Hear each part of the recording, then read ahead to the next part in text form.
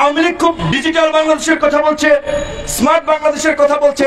একটু পড়াশোনা করলে গুগল ইউটিউবে গেলে দেখবেন এই কনসেপ্ট এবং প্রচারণা ছিল গুজরাটে মোদির প্রচারণা। ডিজিটাল বাংলাদেশের কথা বলছেন না, স্মার্ট বাংলাদেশ, কত সুন্দর নাম শোনায়। আজকে গাইবান্ধা, রংপুর, দিনাজপুর, বরিশালে আমার কোনো ভাই, মা, বাবা হঠাৎ করে যদি অসুস্থ হয়, হার্ট অ্যাটাক করে, হৃদরোগে আক্রান্ত হয়, তাকে প্রপার চিকিৎসা, যথাযথ চিকিৎসা দেওয়ার মতো জেলা হাসপাতালগুলোতে ব্যবস্থা আছে? আমরা অসুস্থ হলে চিকিৎসা পাচ্ছি না, চিকিৎসা দেওয়ার মতো ব্যবস্থা জেলা পর্যায়ের হসপিটালগুলোতে নাই। তখন ঘোড়ার ডিমের স্মার্ট বাংলাদেশ আর ডিজিটাল বাংলাদেশ। আমি ঢাকা বিশ্ববিদ্যালয়ের ছাত্র হিসেবে ঢাকা বিশ্ববিদ্যালয়ের খবর জানি। ঢাকা বিশ্ববিদ্যালয়ের একটা সার্টিফিকেট উঠাইছে, হলে যাও, ডিপার্টমেন্টে যাও, চেয়ারম্যানের সাইন নাও, প্রভোস্টের সাইন নাও, এইখানে দৌড়াও, ওইখানে দৌড়াও, একটা নাজেহাল কাণ্ড।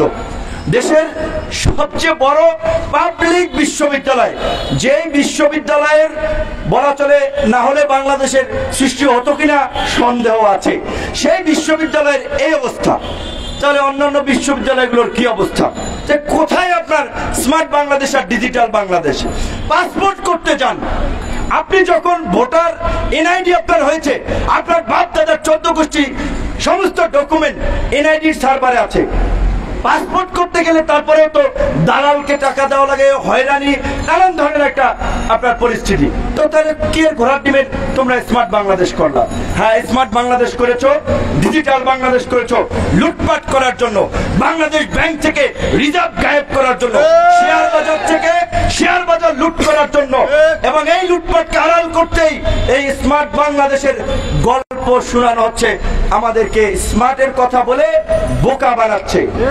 গতকালকে বাজেট দিয়েছে ছাত্রলীগের আমাদের ভাইদের বক্তব্য শুনলাম, তারা নাকি প্রধানমন্ত্রীকে সমাজ বিজ্ঞানী, রাষ্ট্রবিজ্ঞানী, দার্শনিক বিভিন্ন পদে ভূষিত করেছে। তো এখন দলীয় নেত্রীকে, নেতা নেত্রীকে তো তারা ভূষিত করবেই, সমাজ বিজ্ঞানী, রাষ্ট্রবিজ্ঞানী, দার্শনিক, কূটনীতিক, আন্তর্জাতিক, হ্যাং ট্যাং। এমনকি এমনও বলেছে যে শেখ হাসিনার হাতে যতদিন দেশ থাকবে, উপমহাদেশ ছাড়িয়ে এশিয়ার সবচেয়ে উন্নত সমৃদ্ধ রাষ্ট্র নাকি হবে।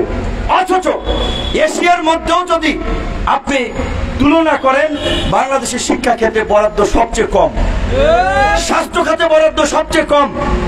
তো এই যে আমাদের ছাত্রলীগের বন্ধুরা, ছাত্র বন্ধুরা পড়াশোনা করেও তারা গোয়েবলসের মতো সরকারের দালালি করার জন্য, লেজুর ভিত্তি করার জন্য মিথ্যা কথা বলে জাতিকে বিভ্রান্ত করছেন, তরুণ সমাজকে নৈতিকভাবে বিচ্যুত করছেন মিথ্যার ফাঁপা বেলুন দিয়ে, যে এটা শিক্ষা বান্ধব বাজেট, স্বাস্থ্য বান্ধব বাজেট, কৃষি বান্ধব বাজেট।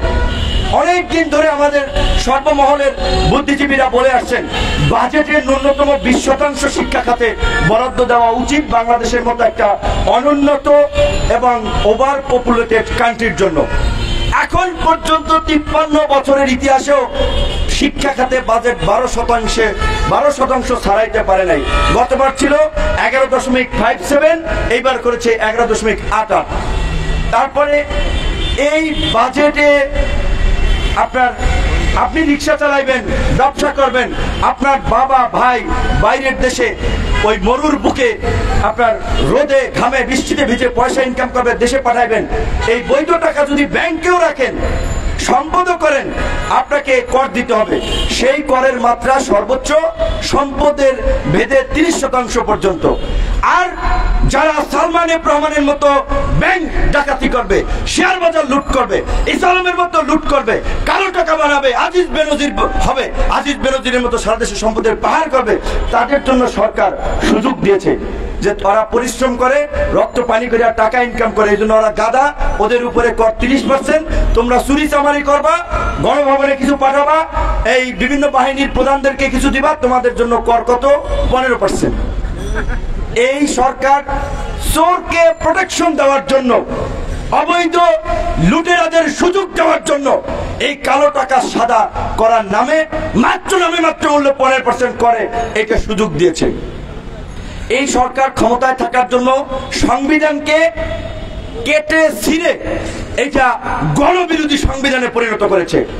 এই বাজেট একটা একটা লাইনে বললে আমরা বলতে পারি এই বাজেট ঘুষ দুর্নীতিকে উৎসাহিত করার সংবিধান বিরোধী বাজেট। সংবিধানের 20 নম্বর অনুচ্ছেদে আছে অনুপার্জিত কোনো সম্পদ কেউ ভোগ করতে পারবে না।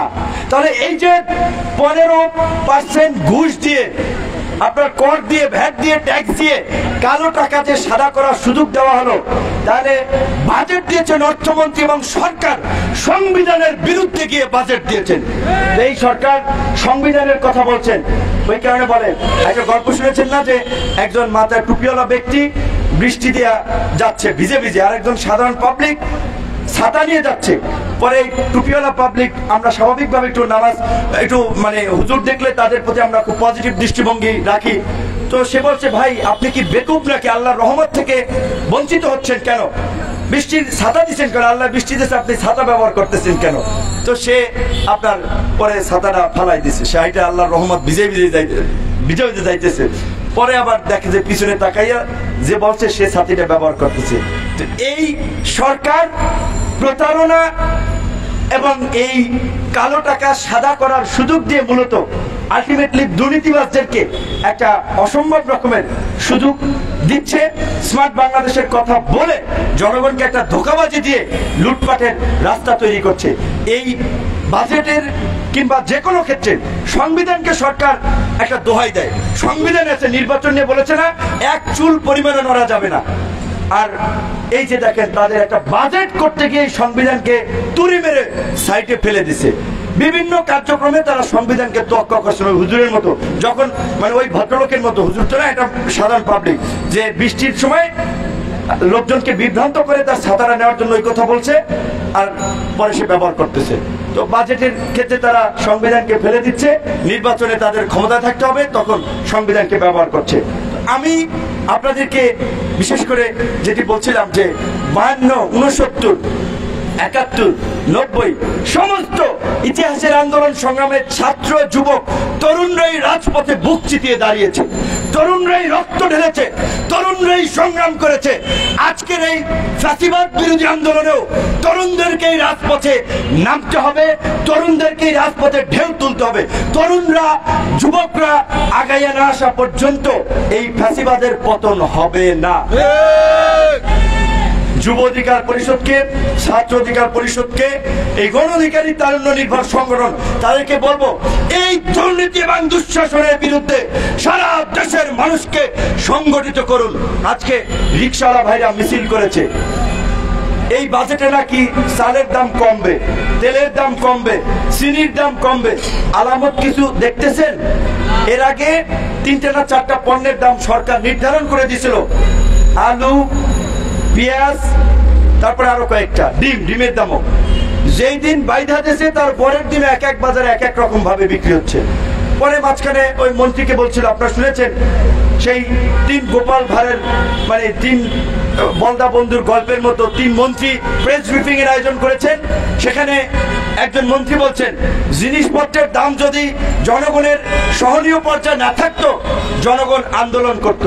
আর মেয়েরা বড় বড় কথা কন, জনগণের হাতে পায়ে